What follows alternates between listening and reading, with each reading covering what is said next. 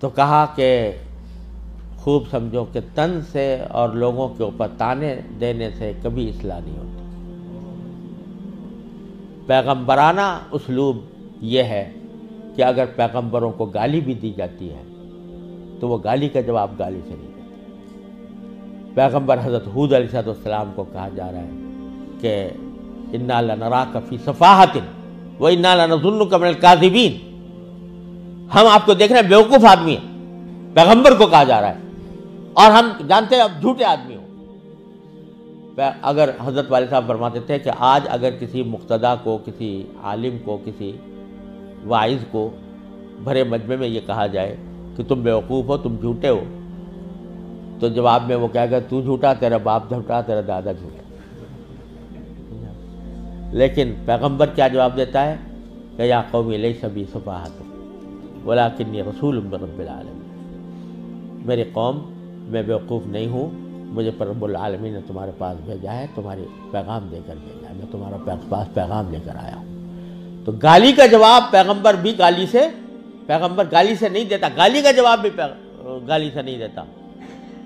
موسیٰ علیہ السلام کے پاس کو بھیج جا رہا ہے فرعون کے پاس، موسیٰ اور ہارون علیہ السلام کو، اور اللہ تعالیٰ کو معلوم ہے کہ فرعون جیسا سرکش آدمی، لیکن ان کو جو تعلیم دی گئی موسیٰ اور ہارون علیہ السلام کو، یہ دی گئی کہ قولا لہ قولا لینا، ان کے سامنے، فرعون کے سامنے نرم بات کرنا،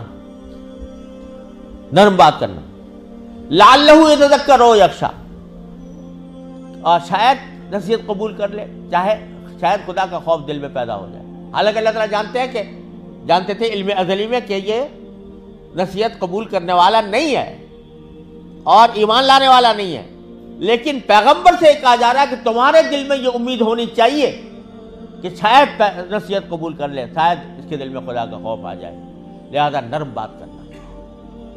تو یہ کہاں سے تم نے سیکھ لیا کہ مخالفین کے اوپر طعن و تشنیع اور الزام تراشی اور فکر کسنا، یہ کہاں سے سیکھ لیا؟ پیغمبروں کا طریقہ یہ نہیں تھا۔